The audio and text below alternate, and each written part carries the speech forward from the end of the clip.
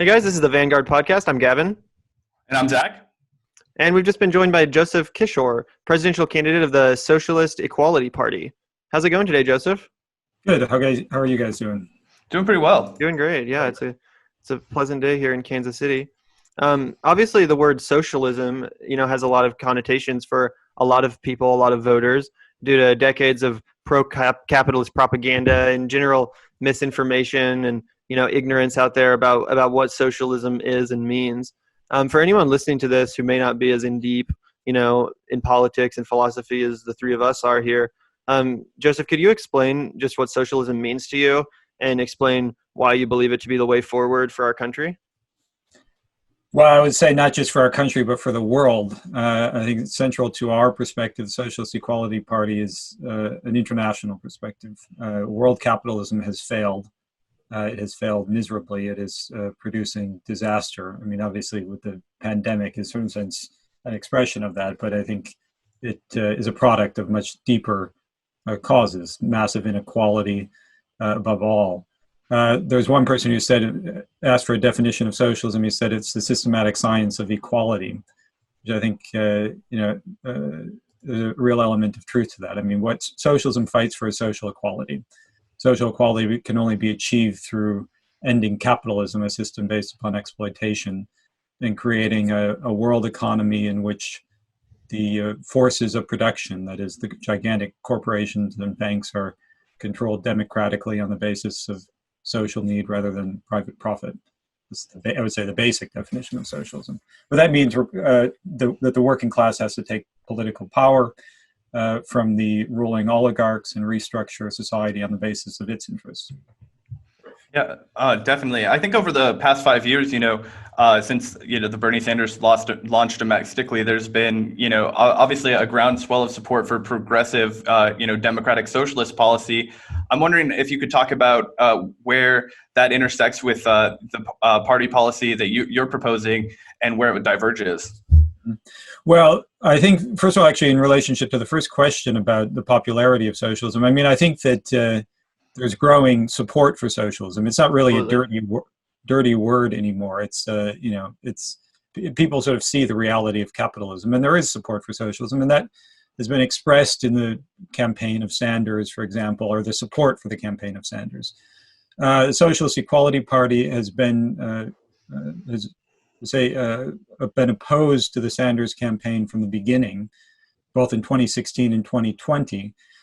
Because we explained that the basic role of Sanders, or for that matter, Ocasio-Cortez, the DSA as a whole, has been to channel massive social anger and opposition to inequality and to capitalism into the Democratic Party, which is a political dead end. And Sanders now is a leading cheerleader for the Biden campaign, as he was in 2016 with Clinton. So I would distinguish very much our politics from those of, the periphery of the Democratic Party, because the basic political question for workers and young people who are being radicalized, are looking for a way to fight against capitalism, is to break with bourgeois politics as a whole, and particularly in the United States with the Democratic Party, the graveyard of all social movements, a right-wing party of Wall Street and the military that postures as a party which is somehow concerned with the interests of working people when it's not. And that's been the great Achilles heel of the American working class, and its failure to politically break with the Democratic Party. So we're fighting for an independent political movement of the working class against bourgeois politics as a whole in the United States and internationally. Yeah, that's a good segue into a question I had, just when it comes to the kind of divide between, what you're talking about, which is a real transformation into a whole, new socialist age versus the capitalist age we're in, which versus kind of the tweaks around the edges of a Bernie or an AOC. And, we've talked to progressive Democrats on this podcast, people that are running for Congress kind of in the vein of AOC, as well as the more, the Green Party members. We've talked to Howie Hawkins and Angela Walker, who are proposing a full platform of eco-socialism, which would, like I said, transform our current system of capitalism into a more socialist system. And one of the biggest points of divide between these two camps is, the Green New Deal, which was introduced as a piece of legislation in 2016, kind of on the as a Jill Stein platform's approach to climate change. Like I said, an eco-socialist transformation. It's since been co-opted in a sense by Alexandria Ocasio-Cortez and the Democrats into a more watered down, as the Greens have put it, version of their Green New Deal. What's your opinion on the Green New Deal, and do you think it needs to go further, or do you think it, in its current sense, is a good place to start? Mm-hmm. Well, I think the Socialist Equality Party is a revolutionary party. Our orientation is towards the development of the class struggle in the United States and throughout the world, in the building of a socialist movement which aims to conquer state power. We're talking about a socialist revolution in the genuine sense, not the political revolution of Bernie Sanders, which was directed at the Democratic Party, but a revolution. And I think that, we're in a revolutionary epoch. There is enormous social discontent. The virus has just exposed how rotten is the capitalist system. And there is mass social anger. And the class struggle, which has been suppressed for so long, is beginning to now erupt again. And so our orientation is towards the development of a mass movement in the working class and a revolutionary movement. If you take the question of the Green Party, and this is why I wanted to preface it with my response with that point. Mm-hmm. The Green Party is still a capitalist party. It works within the framework of the political system. They have various, reform measures. But I would say the difference between the Green Party and the Sanders or the DSA, Ocasio-Cortez, is far less than what separates, say, the Green Party from, and all of these political forces, from Marxism and from the perspective advanced by the Socialist Equality Party. Because we're not talking about, there's not going to be a sort of reform of the existing social and political system, either in a tepid way or in a more radical way. No, it's not a question of sort of attempting to implement such measures without confronting head on the control of the corporate and financial oligarchy over all of social and political life. I'm not sure if that gets to your question, but I think the Socialist Equality Party, we have a sort of, in a sense, different orientation from, whether you're talking about the Green Party or the DSA, Socialist Party USA. Of course, Hawkins and Walker are members of the SPUSA. They all operate within the framework of the political system, and they're not oriented towards the development of a genuine mass revolutionary movement in the working class. Go ahead, sorry. No, go ahead. The SEP website says that, quote, the essential precondition for the implementation of socialist policies is the conquest of political power by the working class and the establishment of a worker state. What you've pointed out is something that the, Bernie Sanders campaign or the, Green Party isn't necessarily speaking of doing, establishing a worker state. How do you envision that worker state emerging, and what steps, do you think the left should be taking to move productively in that direction? Well, first of all, just, our heritage, the Socialist Equality Party, we're part of the International Committee of the Fourth International, which is an international movement. The Fourth International was established in 1938 by Leon Trotsky, the co-leader with Lenin of the Russian Revolution.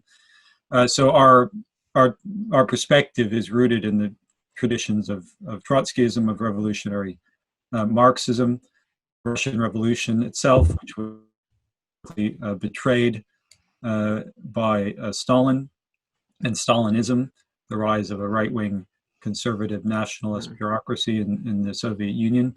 But that's the type of movement that we are speaking about. But I think that, how is such a movement to develop? Well, or you say the next stage. I think that the orientation really has to be towards the development of the class struggle. We say in a recent statement that the question is not following the arithmetic of the election, but the logic of the class struggle. It's not a question of, whether Biden or Trump. Trump is pursuing a strategy of, fascist incitement. That's very clear. The Biden campaign is, run on the most right-wing basis possible. But that's the sort of conflict within the ruling class, within the state. The orientation of socialists has to be towards the development of social movement in the working class. That means, a real orientation to the class struggle. What is happening in the factories? What are the conditions in the factories, among auto workers, among meat packers, among Amazon workers, and developing a program and policy which is aimed at encouraging the class struggle. The working class has to intervene independently into this. It can't be sort of, its orientation can't be towards the election or towards the political system. It has to intervene with its own methods and its own program. And the methods are the methods of class struggle. That brings another point to my mind, which is an article you recently wrote about the $600 million Flint settlement. And, in your article, you write that in reality, even before the legal fees are deducted, the deal is barely a slap on the wrist for this massive social crime that poisoned an entire working class city of 90,000 beginning 6 years ago. And of course, this piece caught my eye because Joe Biden has been parading around the endorsement of Rick Snyder, the Michigan governor who poisoned Flint. And I kind of just thought about this with what you were just saying, with how the working class needs to look beyond electoral politics. What would your suggestion be for a community like Flint, which is so devastated by the politics of the Democrats, the Republicans, of the status quo, essentially? How would you suggest that they, advocate for themselves and for their rights, if not through, the electoral system? What should these disaffected communities do? Well, Flint is America. The horrific crimes in Flint are in some ways, it's just emblematic of what is happening to the working class as a whole. Not just in the poisoning of water, but the destruction of public education, the dismantling of social infrastructure, the crisis of healthcare with a pandemic. I mean, it's just, has had such a devastating impact on the working class throughout the country. And so I think it's a question of the development of a united movement of the working class. Because there will be all sorts of issues upon which workers enter into struggle. Whether you're talking about the disaster in Flint, or is it the situation in the schools now, the eruption of protests over police violence, the development of a strike movement in the plants under conditions of the Back to Work campaign, the opposition which is developing on campuses to the Back to School campaign. There was just a strike of graduate instructors at the University of Michigan, which was shut down by the trade unions, but which gave expression to the opposition to the policies being implemented. But so the challenge, I think, is the development of a united movement of workers of all races throughout the country, internationally. That's to unite the struggles of workers over this or that issue on the basis of an understanding of what underlies everything, which is capitalism. I mean, the crime in Flint is a crime of capitalism. It's the product of the fact that basic rights like the right to clean water are impossible to achieve in a social system where you have 400 people who own more than $3.2 trillion. I mean, how can you resolve anything within that framework? So I think sorry. Oh, I was just going to say, I think that point continues well to the, mass protest outpouring that we saw with after the, murder of George Floyd by police. People, there was a tremendous organic protest movement that flooded the streets from all sides, all this country. But I did notice, and one of the things that Gavin and I on the show were vocalizing our, hope for was that the movement of demanding, racial justice and defunding the police would expand to, changing the economic system that drives, an oppressive police state that drives, this divergence between our minority communities. And I just wondered how your party would respond to, restructuring our police, and how your messaging would show that these things are, intersectional and necessary. Yeah, well, I think it was a very important experience, or it's an ongoing experience, the protests over police violence, because I think obviously it was motivated in the immediate sense by the murder of Floyd, and then murders of others that Taylor, it's unending. the police killings and this horrific violence, and that sort of was this spark. But I do think that there were broader issues that underlie it. The anger over social inequality. I think that one of the critical political issues or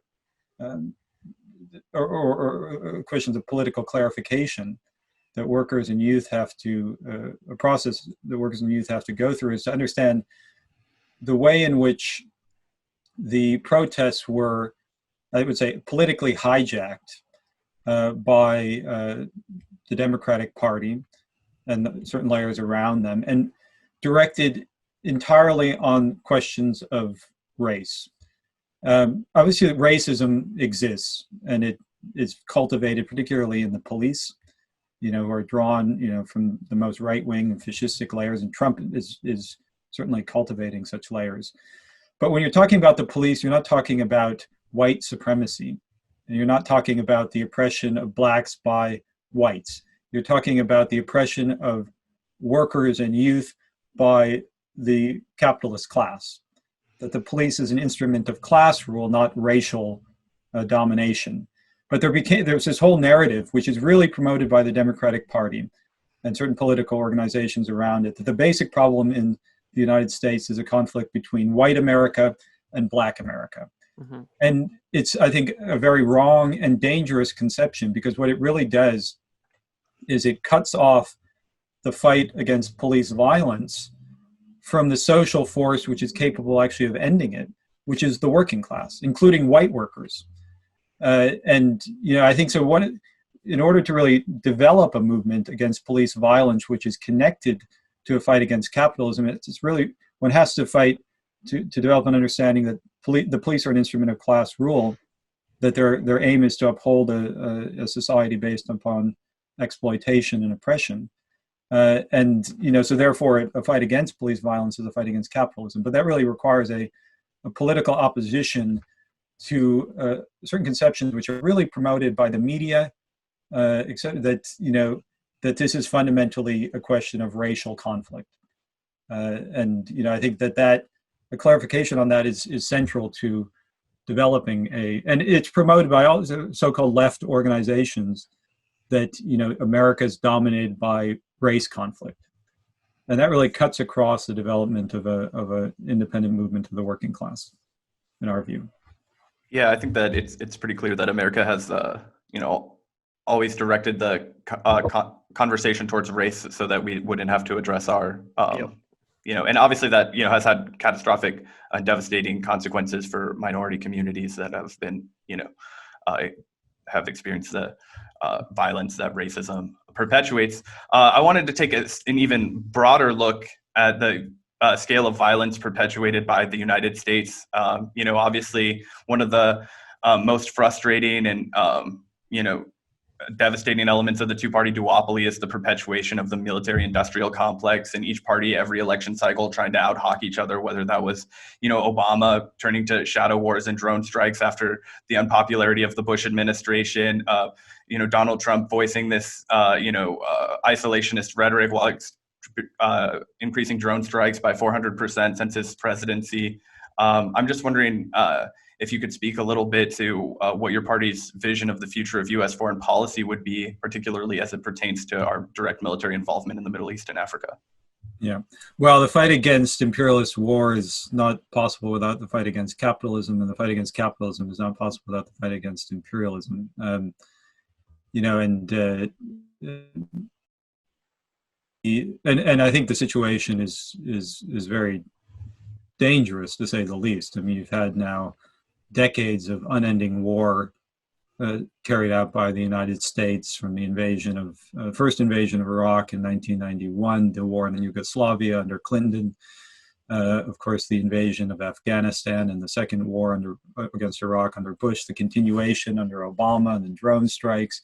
But now it's ever more directed at great power conflict. What they call great power conflict. The Democrats are focused in particular on Russia. And they've waged their whole campaign against Trump on the basis of he's too soft on Putin. And by the way, which has been connected to I don't know if we'll speak about it, but it should just be mentioned, the horrific persecution of Julian Assange in Britain, spearheaded by the Democratic Party, although of course supported by Trump as well.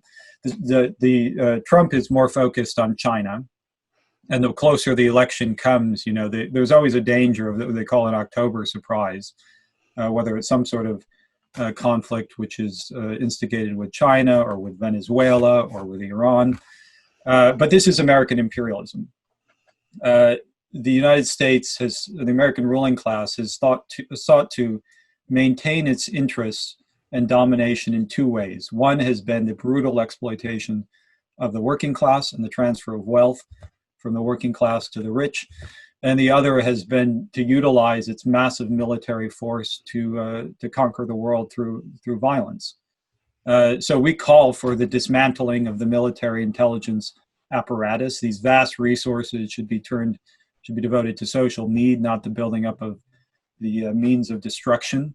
Mm-hmm. The military should be dismantled. The intelligence agencies have to be dismantled. It's not just the United States, but internationally. Yeah. German imperialism is again remilitarizing. All the major powers are preparing for global conflict. But that has to be connected to the development of a movement of the working class independently and internationally. The fight to unify the international working class against imperialism, because it's not just a question of the United States. It's the working class of the world, which has to oppose a nation-state system that is leading towards a catastrophe. I don't want to get too into this because I know that we only have a limited amount of time, and this is a deep turn into the conversation. But you mentioned, the necessity, which Gavin and I wholeheartedly agree, the necessity to build an international leftist movement. What I worry about is the willingness of the American population to really get behind something like that in a real meaningful way. The sacrifices that will be necessary, the way we'll have to restructure our society in order to stop the exploitation that's occurring in these developing third world countries and create true worker solidarity with people around the globe. In your experiences when you're messaging this to voters and speaking with people, is there a reluctance? Is there an understanding? What are people reacting like? Well, nationalism is a poison, and it's promoted by the ruling class. And, there's a sort of line, which also is promoted by the trade unions for decades, that, well, it's the foreign workers who are stealing your jobs, and, sort of the attempt to pit workers in the U.S. against workers in Latin America or workers in China. First of all, I don't think socialism and international socialism will mean a decline in the living conditions of any section of the working class anywhere. It's not a question sort of, the resources in the United States are going to have to be, it's a question of the rich versus the poor. And the resources exist in society in order to provide a quality life, education, healthcare for everyone. So socialism means a vast uplifting in the social conditions of workers all over the world. I think, though, that, the sort of nationalist, I would say the developments in the objective situation have broken down or severely eroded the ability to pit workers against each other. Even the development of communication, the fact that workers and young people can speak to workers throughout the world, can communicate with them, to share experiences. So, there's a episode in 2011 when the Egyptian revolution was happening, the overthrow of Mubarak in Egypt in February. And then there were protests in Madison, Wisconsin, a few months later, were holding up signs, "Walk like an Egyptian." Mm-hmm. And there was a sort of, a solidarity with the teachers' strikes. They were very in 2018, they were very enthusiastic about getting support from teachers in Africa. So, these are workers all over the world have a common experience. And I think that's the basis upon which to create a global international working class solidarity. And I think the conditions for that are far more advanced than at any point in world history. Yeah, I think that the website makes the point really clearly. It says that, as a practical matter, there could be no return to this age of globalization, in the age of globalization, to economic nationalism, and that, this idea of protectionism is a total farce. Yeah. Although I would say for, the Green Party, for example, is a nationalist party. You don't really sort of see, they don't have an international program. And it even could intersect with a sort of economic nationalism, which Sanders has particularly promoted. That's another topic to go into. It's but nationalism is outmoded and archaic, and it has to be opposed with a global strategy. Absolutely. What would you say to those who, kind of feel that, our interventionism and stuff is rooted in that globalist sense, and that they want to return to a more nationalist, in the sense of like, a country like Sweden, where they don't necessarily get involved in wars, and they don't necessarily, take sides, but they focus their wealth and resources on the people, and providing the best for their citizens. Would you be opposed to something like that? I don't think there's really a national solution, because we live in a global economy. I mean, there's no sort of self-sufficiency or sort of, the nation is somehow going to, just mind itself. I mean, we live in a global economy. The production is global. The division of labor is international, and that's all. It has a very progressive side to it. Yeah. The integration of the peoples of the world in a common system of economic production. And the problem is that system of economic production is subordinated to the interests of a tiny oligarchy. Mm-hmm. It's ending that, which I think is really critical. I don't think there is a sort of, there's not a sort of return to the national heart and home. I mean, we live in a global economy, and we have global problems. You can't solve the coronavirus pandemic, global warming, world war. None of that is possible within the framework of a nation, a single country. Well, Joseph, one more question I had for you is just, for people that are listening that are interested and like what you're saying and agree with what you're saying, you're running for president, of course, alongside your VP, Norisa Santa Cruz. And, are you, like, what exactly is the strategy? Are you guys on the ballot in any states? Are you guys running a write-in campaign? If people, want to support the cause necessarily, what should they do, or how should they look at, supporting your guys' party?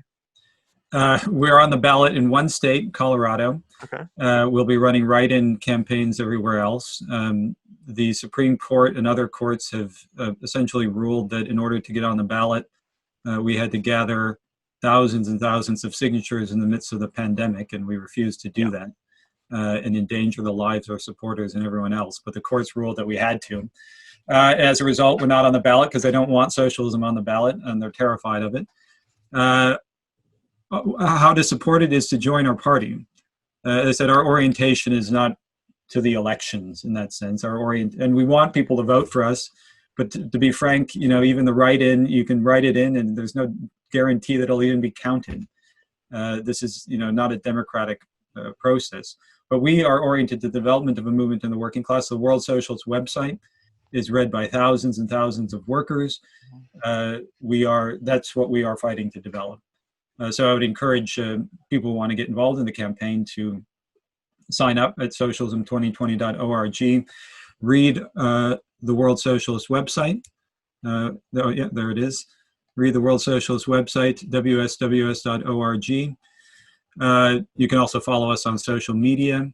But the basic question is, our orientation is to build a socialist leadership in the working class, and that's what we're fighting to do.